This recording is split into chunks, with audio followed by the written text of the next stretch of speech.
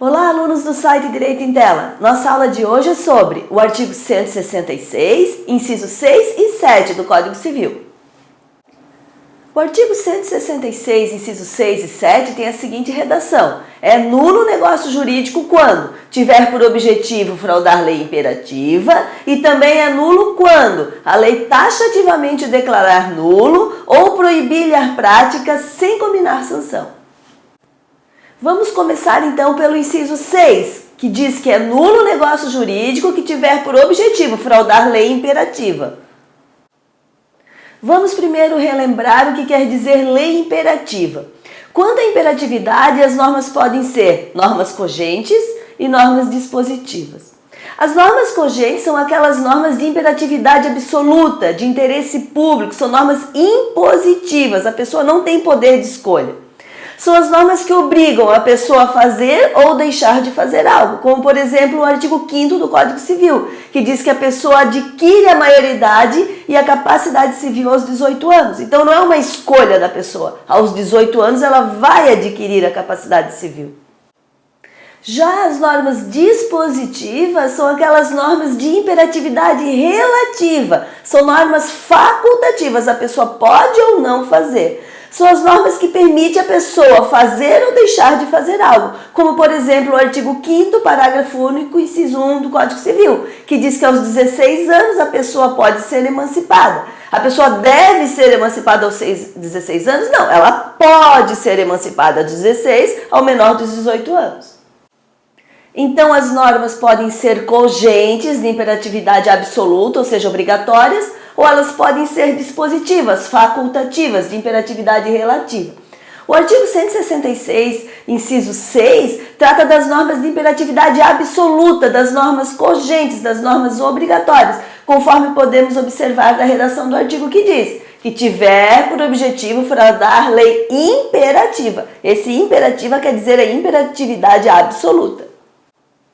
Então, considerando que a lei, ou seja, a norma, ela é imperativa, o negócio jurídico não pode ser contrário à lei, não pode fraudar a lei. Se fosse permitido que as pessoas realizassem negócios jurídicos com o objetivo de fraudar a lei, então não haveria necessidade de haver leis, pois nesse caso as pessoas decidiriam o que seria permitido e o que não seria permitido por meio de contratos, por meio de negócios jurídicos.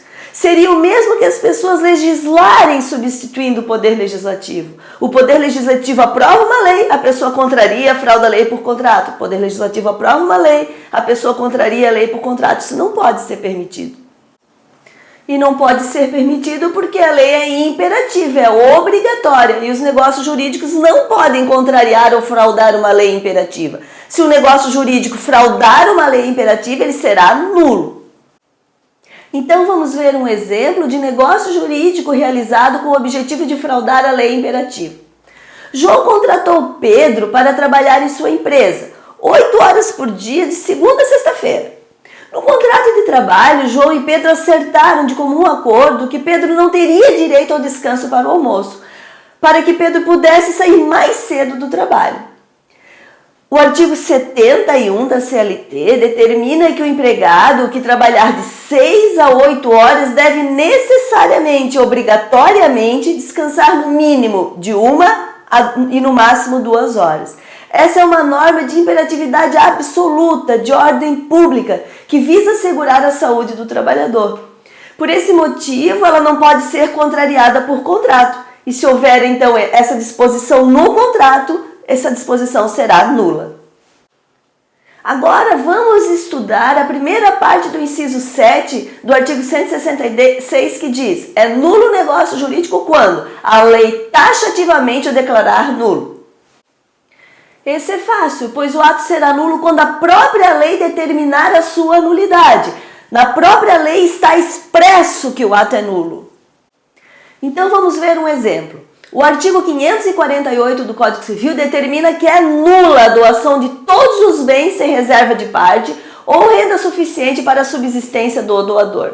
Então, o próprio artigo 548 determina que se o doador doar todos os seus bens e não tiver renda para a sua subsistência, essa doação será nula. Está expresso no próprio artigo a nulidade do ato.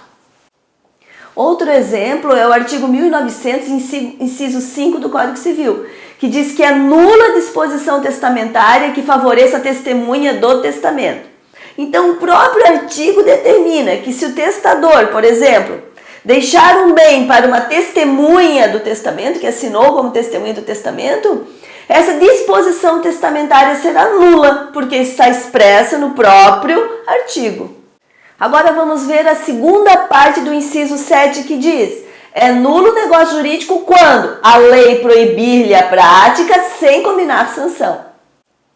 Isso acontece porque muitas vezes a norma jurídica proíbe a prática de um ato, mas não impõe uma sanção caso o ato seja praticado.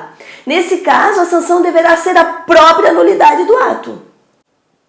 Então vamos ver um exemplo de nulidade, porque a lei proibiu a prática de um ato e não impôs uma sanção pelo descumprimento desse ato. O artigo 1860 do Código Civil determina que não podem testar, não podem fazer testamentos, aqueles que não tiverem discernimento. Então a gente pode verificar que o artigo 1860 não impõe uma sanção. No entanto, se uma pessoa não tiver discernimento e fizer um testamento, esse testamento será nulo, porque a lei proíbe a prática de realizar testamentos por pessoas que não tenham discernimento.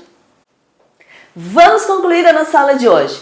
Nos termos do artigo 166, será nulo o negócio jurídico quando tiver por objetivo fraudar lei imperativa, quando a lei taxativamente o declarar nulo e quando a lei proibir-lhe a prática sem combinar sanção. Se você gostou dessa aula, curta o nosso vídeo, compartilhe o nosso vídeo com seus amigos e inscreva-se no nosso canal.